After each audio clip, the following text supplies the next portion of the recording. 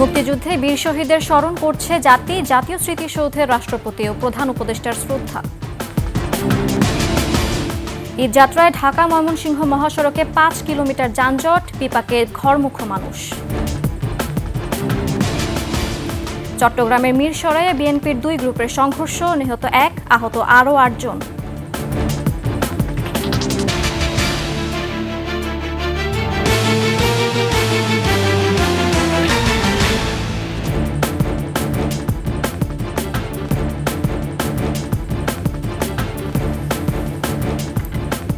শুনছিলেন সংবাদ শিরোনাম, আমন্ত্রণ ২১ দেশের সংবাদে। সাথে আছে আমি সুরায়া শ্রাবন্তী।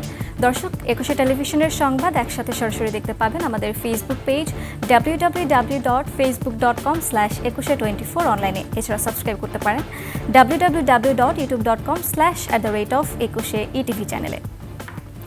মহান স্বাধীনতা দিবসে মুক্তিযুদ্ধে বীর শহীদদের স্মরণ করছে জাতি। জাতীয় স্মৃতিসৌধে শ্রদ্ধা জানিয়েছেন রাষ্ট্রপতি মোহাম্মদ শাহাবুদ্দিন ও প্রধান উপদেষ্টা ডক্টর মোহাম্মদ ইউনূস।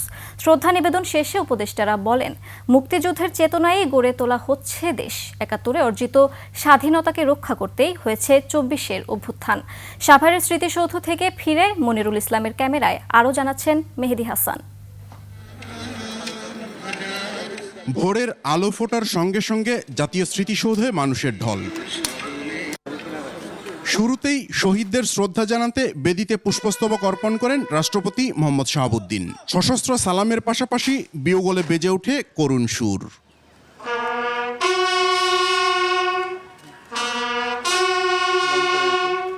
ঠিক ১৫ মিনিট পর সেখানে পৌঁছান প্রধান উপদেষ্টা ডক্টর মোহাম্মদ ইউনূস। বিনম্র চিত্তে জানান ফুলের শ্রদ্ধা। এ সময় উপস্থিত বিশিষ্টজন, বিদেশি কূটনীতিক ও উপদেষ্টাদের সাথে করমর্দন করেন প্রধান উপদেষ্টা। এরপরই স্মৃতিসৌধের বেদিতে শ্রদ্ধা জানান প্রধান বিচারপতি। শহীদ পরিবার, যুদ্ধাহত মুক্তিযোদ্ধা, সরকারের উপদেষ্টা পরিষদ ও বিদেশি কূটনীতিবিদরাও শ্রদ্ধা জানান। স্মৃতিসৌধের আনুষ্ঠানিকতা শেষে অর্থ উপদেষ্টা সালেউদ্দিন আহমেদ বলেন, মুক্তিযুদ্ধের চেতনায় নতুন বাংলাদেশ গড়তে কাজ করছেন তারা। এই দিবসে আমরা আমাদের প্রতিটি ঘোষণা করি যে আমরা বাংলাদেশকে, নতুন বাংলাদেশকে আরও সমৃদ্ধশালী দেশ হিসেবে গড়ে তুলব। বিশ্ব সমাজে যেন আমাদের কদর আরও বাড়ে, আর সাথে সাথে বাংলাদেশ মানুষের সুখী সমৃদ্ধ। বন ও পরিবেশ উপদেষ্টা সৈয়দা রিজওয়ানা হাসানের আশা, ব্যক্তি ও দলীয় স্বার্থের ঊর্ধ্বে উঠে রাজনৈতিক দলগুলো ঐক্যমতে পৌঁছবে। এক একজন মানুষ তো এক একটা বিষয় এক একভাবে দেখে, দৃষ্টিভঙ্গি এক একভাবে আনে। তো সেই দৃষ্টিভঙ্গির যে তফাৎগুলো আছে সেগুলোকে কমিয়ে কমিয়ে একটা জায়গায় নিয়ে আসা, সেটা একটু সময় লাগবে, একটা প্রক্রিয়ার ব্যাপার। সেখানে নিশ্চয়ই তারা সবকিছুর ঊর্ধ্বে উঠে জাতীয় স্বার্থকেই প্রাধান্য দেবে। আর আসিফ মাহমুদ সজীব ভুঁইয়া বলছেন, গেল ১.৫ দশকের স্বৈরশাসন দেশের স্বাধীনতাকে বিপন্ন করে গেছে। এই স্বাধীনতা রক্ষায় ২৪-এ আবার রক্ত দিয়েছে জনতা। আমরা মনে করি যে দেশের প্রত্যেকটা নাগরিক যতক্ষণ পর্যন্ত না মনে করবে তিনি স্বাধীন, তার বাক স্বাধীনতা আছে, তার ফ্রিডম অফ এক্সপ্রেশন আছে, ততক্ষণ পর্যন্ত আসলে ভূখণ্ড স্বাধীন হয়ে কোনো লাভ নেই।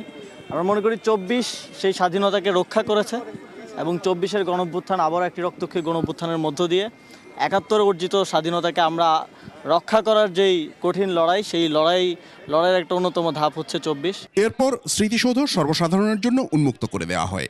সুখী সমৃদ্ধ স্বপ্নের সোনার বাংলা গড়ার প্রত্যাশা নিয়ে আজ থেকে ঠিক ৫৫ বছর আগে এই দিনে মুক্তিযুদ্ধে ঝাঁপিয়ে পড়েছিল জাতি।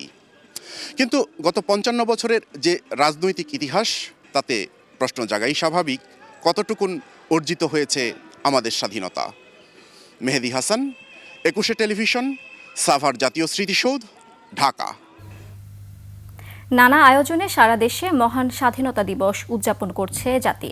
জেলার শহীদ স্মৃতিসৌধে পুষ্পস্তবক অর্পণ ও পতাকা উত্তোলনের মাধ্যমে স্মরণ করছে দিনটিকে। এদিকে রাঙামাটির কেন্দ্রীয় শহীদ মিনারে ৩১ বার তপধ্বনির মধ্য দিয়ে স্বাধীনতা দিবসের আনুষ্ঠানিকতা শুরু হয়। তবে পার্বত্য চট্টগ্রামের সংগঠন জনসংহতি সমিতির সভাপতি সন্তুল আরমা সহ তার অনুসারীরা এবং হিল ওমেন ফেডারেশন ও পিসিপি এতে অংশ নেয়নি। প্রতিনিধিদের তথ্যচিত্রে ডেস্ক রিপোর্ট।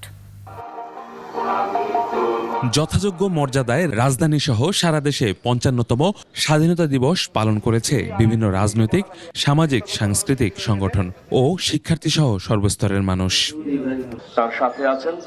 রংপুর কেন্দ্রীয় শহীদ মিনারে ফুল দিয়ে শ্রদ্ধা জানান জেলা বিভাগীয় কমিশনার শহীদুল ইসলাম। পরে মুক্তিযোদ্ধা সংসদ, জেলা প্রশাসন, পুলিশ, প্রেস ক্লাব সহ বিভিন্ন সরকারি বেসরকারি প্রতিষ্ঠান শ্রদ্ধা জানায়। চুয়াডাঙ্গায় স্বাধীনতা দিবস উপলক্ষে শহীদ স্মৃতিসৌধে ৩১ বার তোপধ্বনির মাধ্যমে দিবসের সূচনা হয়।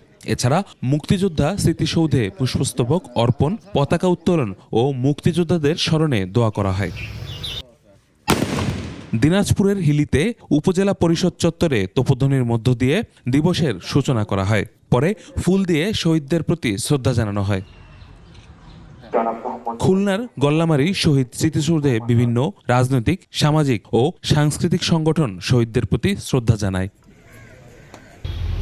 মানিকগঞ্জে শহীদদের প্রতি ফুল দিয়ে শ্রদ্ধা জানিয়েছে জেলা প্রশাসন সহ সর্বস্তরের মানুষ। ময়মনসিংহ নগরীর কেন্দ্রীয় স্মৃতিসৌধে ৩১ বার তোপধ্বনির মধ্য দিয়ে স্বাধীনতা দিবস উদযাপন শুরু হয়। পরে ফুল দিয়ে শ্রদ্ধা জানানো হয়। নেত্রকোনায় কালেক্টরেট ভবন প্রাঙ্গণে দিবসটি ঘিরে নানা আয়োজন করা হয়। চট্টগ্রামের সাগর উপকূলে মুক্তিযুদ্ধ স্মৃতিস্তম্ভে ৩১ বার তোপধ্বনির মধ্য দিয়ে দিবসের কর্মসূচি সূচিত হয়। এরপরই রাঙামাটির কেন্দ্রীয় শহীদ মিনারে ৩১ বার তোপধ্বনির মধ্য দিয়ে স্বাধীনতা দিবসের আনুষ্ঠানিকতা শুরু হয়। জেলা প্রশাসন, মুক্তিযোদ্ধা সংসদ কমান্ড এতে অংশ নিয়ে পুষ্পস্তবক অর্পণ করেন। তবে পার্বত্য চট্টগ্রামের সংগঠন জনসংহতি সমিতির সভাপতি সন্তু লারমা এতে অংশ নেননি। খাগড়াছড়িতে যথাযোগ্য মর্যাদায় পালিত হয়েছে মহান স্বাধীনতা ও জাতীয় দিবস। এতে শ্রদ্ধা জানান খাগড়াছড়ি জেলা পরিষদ, জেলা প্রশাসন, পুলিশ সহ সরকারি বেসরকারি প্রতিষ্ঠানের কর্মকর্তা কর্মচারীরা। এছাড়া ব্রাহ্মণবাড়িয়া, দিনাজপুর, ভৈরব, ফরিদপুর, যশোর, কুষ্টিয়া, মেহেরপুর, নাটোর, রাজবাড়ী, সিরাজগঞ্জ, টাঙ্গাইল, ঠাকুরগাঁও, জয়পুরহাট ও পঞ্চগড় ছাড়াও দেশের বিভিন্ন জেলায় দিবসটি উদযাপন করা হয়েছে। ইউসুফ হাসান নাইম, ২১ টেলিভিশন। স্বাধীনতা দিবস উপলক্ষে হিলি সীমান্তে শুভেচ্ছা বিনিময় করেছে বিজেপি এবং বিএসএফ। সকালে হিলি সীমান্তের চেকপোস্ট গেটের শূন্যরেখায় বিজেপির আইসিপি কোম্পানি কমান্ডার ওসিম মাওরাক ও বিএসএফ এর ক্যাম্প কমান্ডার রোহিত শর্মার হাতে মিষ্টি তুলে দেন। পরে বিএসএফ এর পক্ষ থেকে বিজিবিকে ফুল দিয়ে শুভেচ্ছা জানানো হয়। এ সময় উভয় বাহিনীর সদস্যরা উপস্থিত ছিলেন। সীমান্তে সৌহার্দ্য বজায় রাখতে দুদেশের বিভিন্ন দিবস ও ধর্মীয় উৎসবগুলিতে দুই বাহিনীর পক্ষ থেকে একে অপরকে মিষ্টি সহ বিভিন্ন সামগ্রী উপহার দিয়ে শুভেচ্ছা জানানো হয়। দীর্ঘদিন ধরেই হিলি সীমান্তে এই রেওয়াজ চলে আসছে বলে জানিয়েছে বিজেপি। এদিকে স্বাধীনতা ও জাতীয় দিবস উপলক্ষে দিনাজপুরের হিলি স্থলবন্দরে সকল কার্যক্রম বন্ধ রয়েছে। হিলি কাস্টমস জানায়, দিবসটি উপলক্ষে সরকারি ছুটি থাকায় কাস্টমসের সকল বিভাগ বন্ধ রয়েছে। ফলে সকাল থেকে বন্দর দিয়ে দুই দেশের মাঝে পণ্য আমদানি রফতানি হচ্ছে না। সেই সাথে বন্দরের ভেতরের সকল কার্যক্রমও বন্ধ। আগামীকাল সকাল থেকে পুনরায় দুদেশের মাঝে পণ্য আমদানি রফতানি বাণিজ্য কার্যক্রম চালু হবে। তবে হিলি ইমিগ্রেশন চেকপোস্ট দিয়ে দুদেশের মাঝে পাসপোর্টধারী যাত্রী পারাপার কার্যক্রম স্বাভাবিক রয়েছে বলে জানিয়েছে ইমিগ্রেশন কর্তৃপক্ষ। মহান স্বাধীনতা ও জাতীয় দিবস উপলক্ষে পটুয়াখালীর কলাপাড়ায় জনসাধারণের জন্য উন্মুক্ত করে দেওয়া হয়েছে কোস্টগার্ডের যুদ্ধজাহাজ।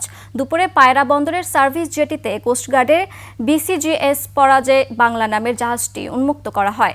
বিভিন্ন স্কুল কলেজের শিক্ষার্থী সহ সাধারণ মানুষ বেড়াতে আসেন। এ সময় জাহাজটি সম্পর্কে সাধারণ মানুষের কৌতূহল এবং বিভিন্ন প্রশ্নের জবাব দেন কোস্টগার্ডের দায়িত্বশীল কর্মকর্তারা। জাহাজ এবং যুদ্ধ কৌশল সম্পর্কে জানতে পেরে উচ্ছ্বসিত হন দর্শনার্থীরা। মহান স্বাধীনতা দিবসে সাভারের জাতীয় স্মৃতিসৌধে জয় বাংলা জয় বঙ্গবন্ধু স্লোগান দেওয়ার পর ৩ জনকে আটক করেছে পুলিশ। দুপুর ১২টার দিকে একদল লোক স্মৃতিসৌধের মূল বেদিতে শ্রদ্ধা জানিয়ে জয় বাংলা জয় বঙ্গবন্ধু স্লোগান তুলে মিছিল করে। পরে তারা আবার মুহূর্তেই ছত্রভঙ্গ হয়ে যায়। এ সময় আরেক দল লাল নিশানাওয়ালাকারীদের ধাওয়া দেয়। পরে পুলিশ স্লোগান দেয়া ৩ জনকে আটক করে। এদিকে মব সৃষ্টি করা হচ্ছে এমন অভিযোগে কয়েকজন মিলে মিজানুর রহমান নামে এক ব্যক্তিকে গণধোলাই দেয়। অন্যদিকে স্বাধীনতা ও জাতীয় দিবসে পিরোজপুরে মুক্তিযোদ্ধাদের সম্মানে সংবর্ধনা অনুষ্ঠানে জয় বাংলা স্লোগান দিয়ে হট্টগোল শুরু হয়। এ সময় এলাকায় উত্তেজনা ছড়িয়ে পড়ে। ঈদ উপলক্ষে আজ থেকে টানা 9 দিনের ছুটিতে দেশ। এ কারণে মহাসড়কগুলোতে ঈদে ঘরমুখো মানুষের চাপ সকাল থেকেই বেড়েছে। যানবাহনের বাড়তি চাপে ঢাকা ময়মনসিংহ মহাসড়কে 5 কিলোমিটার এলাকায় যানজটের সৃষ্টি হয়। অন্য সড়কপথে ভোগান্তি ছাড়াই বাড়ি ফিরছেন মানুষ। তবে যানজটের কারণে ধীর গতিতে চলছে যানবাহন। প্রতিনিধিদের তথ্যচিত্রে ডেস্ক রিপোর্ট। বৃহস্পতিবার থেকে দুর্ভোগ বাড়তে পারে এমন আশঙ্কায় আগেভাগে ঢাকা ছাড়ছে হাজার হাজার মানুষ। যানবাহনের চাপে ঢাকা ময়মনসিংহ মহাসড়কের শিকারীকান্দা বাইপাস মোড় থেকে শম্ভুগঞ্জের চায়না মোড় পর্যন্ত প্রায় 5 কিলোমিটার জুড়ে সৃষ্টি হয়েছে যানজট। এতে ঈদে ঘরে ফেরা মানুষ পড়েছেন চরম বিপাকে। অনেকে জটে বসে না থেকে রওনা হয়েছেন পায়ে হেঁটে। উত্তরবঙ্গগামী মানুষের চাপ বেড়েছে গাজীপুরের চন্দ্রা ও বাইপাইলে। ঢাকা টাঙ্গাইল ও ঢাকা ময়মনসিংহ মহাসড়ক ফাঁকা থাকলেও চন্দ্রা মোড় ও চান্দনা চৌরাস্তায় গাড়ির চাপ থাকায় সৃষ্টি হচ্ছে হালকা যানজট। তবে যানজট তেমন একটা না থাকলেও বাড়তি ভাড়া নেওয়ার অভিযোগ যাত্রীদের। গাড়ি আছে কিন্তু ভাড়া বেশি চাই। গাড়ি পাচ্ছি না, কন্ডাক্টর বলল লাইনে ওয়েট করতে। সড়কের সার্বিক নিরাপত্তায় মোতায়েন করা হয়েছে আইন শৃঙ্খলা রক্ষাকারী বাহিনীর অতিরিক্ত সদস্য। আমরা এবার আমরা বলছি যে আমরা ড্রোন ব্যবহার করছি, 3টে ড্রোন আমরা ব্যবহার করছি। গাড়ির চাপ কিছুটা বাড়লেও যানজট না থাকায় সিরাজগঞ্জে যমুনা সেতু হয়ে নির্বিঘ্নে বাড়ি ফিরছে মানুষ। রাস্তার অবস্থা মোটামুটি ভালো আছে, যানজট নাই। জাম থাকে, এই তারিখে জাম কম। অন্য বছর তো জাম ঢালা লাগছে, এবার তো জাম নাই রাস্তায়। ঢাকা টাঙ্গাইল যমুনা সেতু মহাসড়কে যানবাহনের চাপ বাড়লেও যানজট না থাকায় স্বস্তির যাত্রা এ পথেও। ঢাকা চট্টগ্রাম মহাসড়কের দাউদকান্দির টোল প্লাজা, গৌরীপুর, চান্দিনা, নিমসার ও আলেকারচর বিশ্ব রোডেও নেই যানবাহনের চাপ। স্বস্তির যাত্রা রাজবাড়ী পাটুরিয়া দৌলতদিয়া নৌ রুটেও। ঈদে অতিরিক্ত ফেরি চালু থাকায় নির্বিঘ্নেই পারাপার হচ্ছে যানবাহন। Khurshid Alam, desk report, 21 television. চট্টগ্রামের মিরসরাইয়ের বিএনপির 2 গ্রুপের সংঘর্ষে জাবেদ নামে একজন নিহত হয়েছে। আহত হয়েছেন আরও 8 জন। দুপুরে বারৈহাট পৌর এলাকায় 2 গ্রুপের মিছিল নিয়ে বের হলে এ সংঘর্ষের ঘটনা ঘটে। পুলিশ জানায়, গত 24 মার্চ উপজেলা বিএনপির কমিটি হওয়ার পর থেকে স্থানীয় বিএনপির 2 গ্রুপের মধ্যে উত্তেজনা বিরাজ করছিল। এ ঘটনায় আইনশৃঙ্খলা পরিস্থিতি নিয়ন্ত্রণে রাখতে সকাল 8টা থেকে আগামী 24 ঘন্টা উপজেলা পরিষদ চত্বর ও তার আশেপাশের 500 গজের মধ্যে 144 ধারা জারি করে প্রশাসন। তবে বিএনপির পদ বঞ্চিত নেতাকর্মীরা 144 ধারা ভেঙে কেন্দ্রীয় শহীদ মিনারে ফুল দিয়ে শ্রদ্ধা জানান। নিহতের ঘটনায় এখন পর্যন্ত কোনো মামলা হয়নি। নিচে সংবাদ বিরতি, যখন ফিরছি তখন অন্যান্য সংবাদের সঙ্গে আরও থাকবে। জনপ্রিয় হচ্ছে ভাসমান পদ্ধতিতে সবজি চাষ, অল্প খরচে বেশি লাভে ভাগ্য বদল কৃষকের। আবার আমন্ত্রণ 21 দেশের সংবাদে। ভাসমান পদ্ধতিতে সবজি চাষ করে মাদারীপুরের কালকিনিতে সচ্ছল হয়েছেন অনেক কৃষক। ভূমিহীন কৃষকেরা এতে বেশি সুফল পাচ্ছেন। পানির উপরে কিছু মাটি ও জৈব সার দিয়ে এই ভাসমান শাকসবজি চাষ করা হয়। কীটনাশক ছাড়াই উৎপাদন হওয়ায় বিষমুক্ত এসব সবজির চাহিদাও অনেক বেশি। মাদারীপুর থেকে রকিবুজ্জামানের তথ্যচিত্রে ডেস্ক রিপোর্ট। পতিত জলাশয় কিংবা পুকুরে কচুরি পানা দিয়ে খুব সহজেই তৈরি করা হয় এইসব ভাসমান বেড। একবার বেড তৈরি করলে সারা বছর করা যায় সবজি চাষ। ভাসমান বেডে সবজি চাষে অন্য যে কোনো পদ্ধতির চেয়ে সহজ ও লাভজনক। এসব বেডে লাউ, শসা, করলা, মিষ্টি কুমড়া সহ বিভিন্ন ধরনের শাকসবজি চাষ হচ্ছে। এই পদ্ধতিতে প্রথম সফলতা পান উপজেলার রমজানপুর গ্রামের কৃষক শাহিন রাড়ি। সর্বসময় আমি লাভবান, এবছর একটু বেশি ভাসমান চাষে এবছর ইনশাল্লাহ ভালো লাভ আমি পাইছি। আমার এটা প্রত্যেক জমি ছিল, পরে আমি এই যে অন্যদের কাছে দেখার পরে লাউ চাষ করছি এবার ভাসমান। পানির উপর এমন সবজি চাষ দেখতে প্রতিদিনই দূর দূরান্ত থেকে আসছেন অনেকে। কৃষি অফিসের থেকে কিছু টাকা পয়সাও পাইছি ইনশাল্লাহ। তারপরে আমরা ভাসমানটা করার পরে দেখে লাউটা করছি, লাউটা করার পরে খুবই ভালো লাভ হইতে আছে। এই যে আমাদের এই জমিটা বছরে 6 মাস অনেক পানি থাকে, তাই 6 মাস আমাদের কোনো জিরাতপাতি করার কোনো ছিল না। উপজেলা কৃষি অফিস ভিন্ন ভিন্ন পদ্ধতিতে কৃষকদের চাষাবাদ করার প্রশিক্ষণ দিচ্ছে। আমরা কৃষি অফিসের পক্ষ থেকে কৃষকদের সার, বীজ এবং বেড তৈরির যাবতীয় আর্থিক খরচ আমরা দিয়ে থাকি এবং পাশাপাশি কৃষকদের এই চাষ করতে যদি কোনো সমস্যা হয়ে থাকে তার জন্য আমরা সার্বক্ষণিক পরামর্শ দিয়ে থাকি। এই পদ্ধতিতে সবজি চাষ কৃষকরা অত্যন্ত লাভবান হচ্ছে। তারা লাউ, ঢেঁড়স, শসা, মিষ্টি কুমড়া ইত্যাদি বিভিন্ন ধরনের চাষ করছে। পতিত জমি কৃষির আওতায় আসছে এবং কৃষকরা দিন দিন এই কাজে এগিয়ে আসছে। আমরা এটাকে ক্লাইমেট স্মার্ট এগ্রিকালচার বলছি এবং দিন দিন কালকিনির কৃষি সমৃদ্ধ হচ্ছে। কালকিনি উপজেলায় এবছর 50 হেক্টর জমিতে সবজি চাষ করা হয়েছে। Firoz Hossain, desk report, 21 television. শেষ করছে 21 দেশের সংবাদ। যাবার আগে সংবাদ শিরোনামগুলো আরও একবার। মুক্তিযুদ্ধে বীর শহীদদের স্মরণ করছে জাতি, জাতীয় স্মৃতিসৌধে রাষ্ট্রপতি ও প্রধান উপদেষ্টার শ্রদ্ধা। ঈদ যাত্রায় ঢাকা ময়মনসিংহ মহাসড়কে 5 কিলোমিটার যানজট, বিপাকে ঘরমুখো মানুষ। এবং চট্টগ্রামের মিরসরাইয়ে বিএনপির 2 গ্রুপের সংঘর্ষে নিহত 1, আহত আরও 8 জন।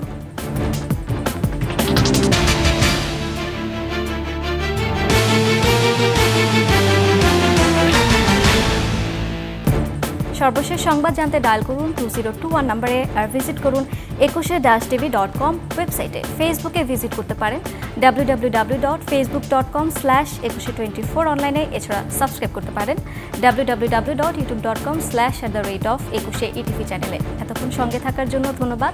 পরবর্তী সংবাদ সন্ধ্যা 7টায় দেখার আমন্ত্রণ রইল। 21-এর সাথেই থাকুন।